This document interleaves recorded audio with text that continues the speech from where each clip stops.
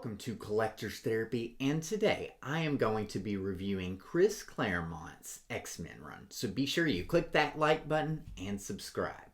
But the real question is, does Claremont's 17-year X-Men run still hold up?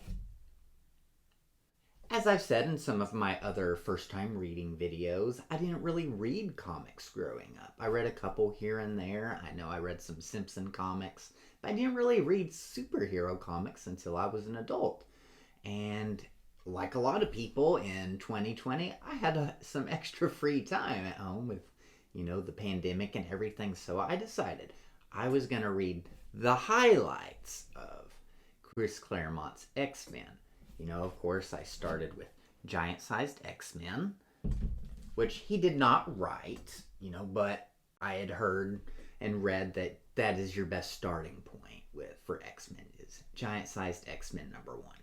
So I started with that, and I continued on into the first issues that Claremont wrote, and I found myself just really, really liking it, so I decided I'm gonna read his whole freaking run. Yeah, it's gotta be one of the greatest of all time runs in comic history. It's epic, epic, epic, Of course, it started in 1975, 1976. So those early issues you have to take into consideration of the time that they were written in. Not just with the dialogue, but also the art. Art was of its time, and that never bothered me because I looked at it in the time that it was drawn and the time that it was written. Of course, there's going to be little annoying little dialogue that remind you of Wolverine's powers or Nightcrawler's powers or Storm's powers, because that's just kind of what they did back then. You can easily skip over the part that talks about Wolverine claws and his healing factor because that's repetitive. You don't need to read that every issue. You can completely skip through that, and it doesn't affect the reading experience.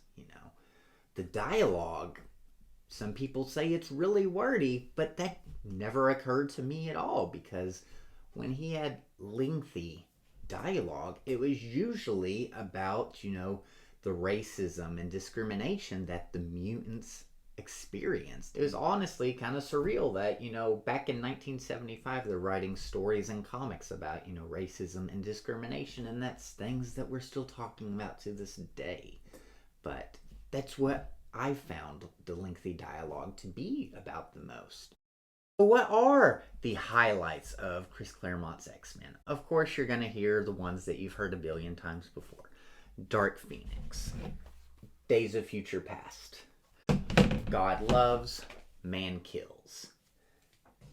And of course you have, the crossover era, pretty much, with Mutant Massacre, Fall of the Mutants, Inferno, which I thought was just absolutely awesome. It's probably one of my personal favorites, but it's kind of a toss-up between Dark Phoenix and Inferno. I just loved the Mr. Sinister stuff in Inferno, and also, as I said in my Inferno review, but Inferno wrapped up years worth of storylines. Pretty much, honestly, since the, spoiler alert, death of Jean Grey in the Dark Phoenix saga, up until the end of Inferno. That was several years worth of storylines. So that to me was just like the absolute peak.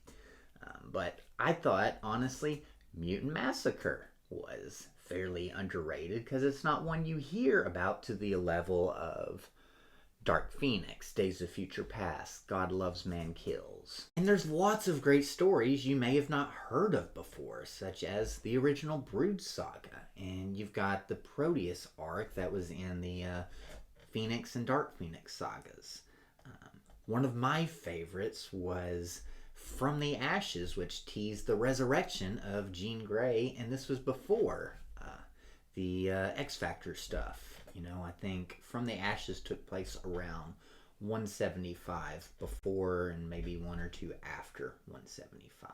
But 175 was I think the conclusion of From the Ashes. Definitely recommend that. There's lots of just really fun one-off issues. You've got fun issues against Arcade. There's some good ones against Doctor Doom. And what really made these fun to read is just the amount of character development that goes through these. You grow with the characters and you get attached to the characters. And that's really what made reading this run such a great experience for me. So, are there any low points, And if I'm hard pressed to pick a low point, I would have to say the stuff after Inferno. Like the low point would be this omnibus, the Claremont and Jim Lee Volume 1, And this is honestly because the X-Men separated. They're in different parts of the world, and there's several issues without the main core X-Men groups, such as Wolverine, Storm, Colossus, Magneto, And you're learning about new characters, such as Jubilee, Dazzler, even though, she's been in several X-Men stories, before this point.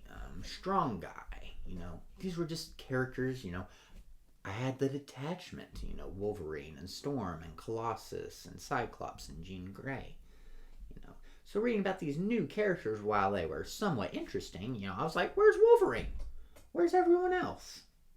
But of course, they do come back together, which that then leads into Extinction Agenda, and that's a solid story that goes more into the racism and discrimination that the mutants face because they're pretty much in a concentration camp. I haven't mentioned Extinction Agenda, but I would recommend that if you have not read it. And I felt like Claremont's X-Men wrapped up really nicely. It was kind of like a greatest hits, which ended in X-Men #1 and X-Men #3. Magneto turned evil again after being good or kind of a anti-hero for several years in the comics after the trial of Magneto, which was Uncanny X-Men 200. But the last 3 issues, Claremont started off the X-Men comic line, because you had the Uncanny X-Men and then just X-Men in the early 90s, and that was just a really good read. And that last page of X-Men #3 was just really, really good. It felt like they wrapped everything up and they just kind of present it to, the next writer and artist that would come after Claremont.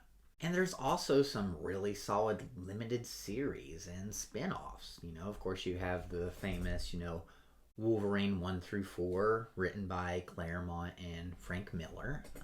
Some other limited series, the Magic 1-4. That was really cool. That describes, gives us Magic Ileana Rasputin, Colossus's sister, her origin story, as she goes into limbo. I didn't really get into the New Mutants that much. I did read the first several issues, and I did like the Demon Bear saga, but beyond that, I just wasn't into the New Mutants as much. I did read all of Simonson's X Factor, of course, because, I'm a big Cyclops fan, and I'm a big Jean Grey fan, and that's how they brought Jean Grey back from the dead after several years after the Dark Phoenix saga, of course.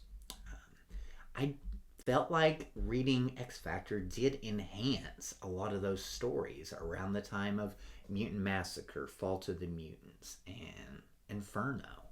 So I would recommend reading the X Factor. Of course, I still preferred Chris Claremont's Uncanny X-Men to Simonson's X Factor, but I did feel like it added to the story since there's a decent amount of crossover around that time.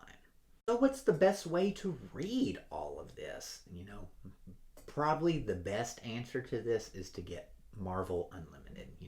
Costs $10 a month, and that's pretty much how I read all this stuff, because collecting all these physical omnibuses are very, very expensive and pricey. And unfortunately, we do not have all of Claremont's run in omnibus form.